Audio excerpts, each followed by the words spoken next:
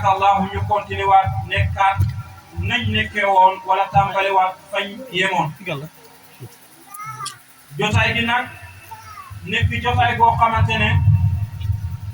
jotaay motali tafsir boo xamante ne mu ngi nekkoon ci daara ji di jàng di góorgóorlu tabarakallahu ci mettitu daara te xiif gi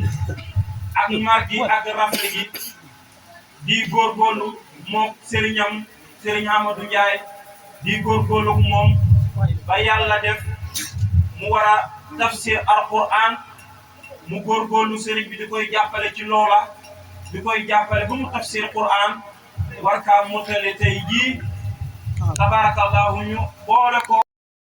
def ko benn mottali boo xamante ne ci mottali tafsir gis nañ ci di def waaye ci mottali taalibeem war kaa jox tabarakallahu taala ci mottali gi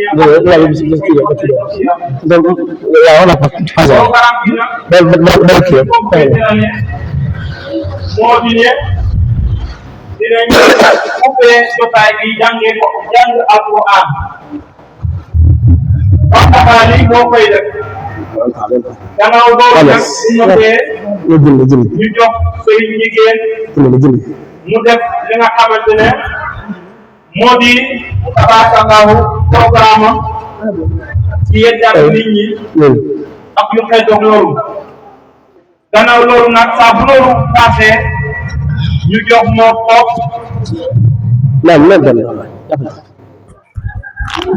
moo toog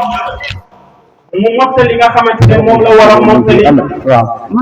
mbokki jullit yi yëpp waxtaanee ko daataan ko gannaaw loolu saa bu ñu noppee ci loolu dinañ mottali Ibrahima Kebe su ko defee noonu la ñu bëgg a tëralee programme bi képp ku nekk rek na ko teewlu taataan insha allahu njëriñ dina rot ci bërëb bi maa ngi ñaan nag ñi nga xamante ne ñoo yore programme bi wala ñoo yegg yooyu noonu nañ programme xool ni ñuy organisé wu gën a rafetal tabarakallahu jotaay bi ña nga xamante ne ñooy seetale gën a programme seen bopp ba lépp avec insha allahu ñu wàññi taxawaay dégg gannaaw programme bi tàmbalee insha allah soobee yàlla ñu jox mu amee insha allah